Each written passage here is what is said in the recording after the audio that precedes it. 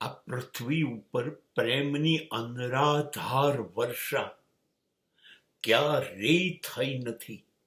એ અનરાધાર વર્ષાનું નામ છે રાધા, જે આજે 2-5 હજાર વર્ષો પછી પણ કૃષ્ણના નામની આગળ પોતાનું નામ મુકાવડાવી અને મંદિરો રાધા કૃષ્ણના બની જાય એવો પ્રેમ આ પૃથ્વી પર સ્થાપી દે છે. પણ આ એક કૃષ્ણ છે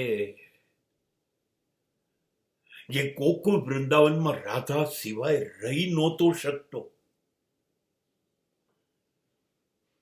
એ કૃષ્ણ ગોકુળ વૃંદાવન છોડે છે ત્યારે રાધાની સામું પણ જોતો પણ નથી, અને પછી મૃત્યુ પામે છે.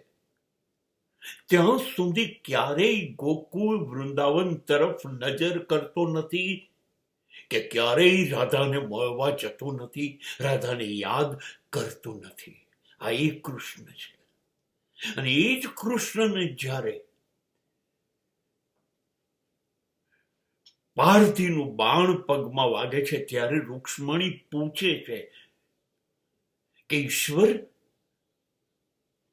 કોઈને યાદ આવતી હોય તો બોલાવીએ, તો કે છે રાધાને બોલાવો.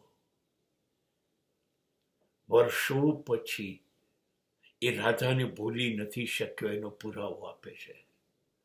આ કૃષ્ણત્વ છે ને, એ આટલા હજારો વર્ષો પછી નથી યોગીઓને સમજાવ્યો કે નથી ભોગીને સમજાયું, કોઈને પણ સમજાયું નથી.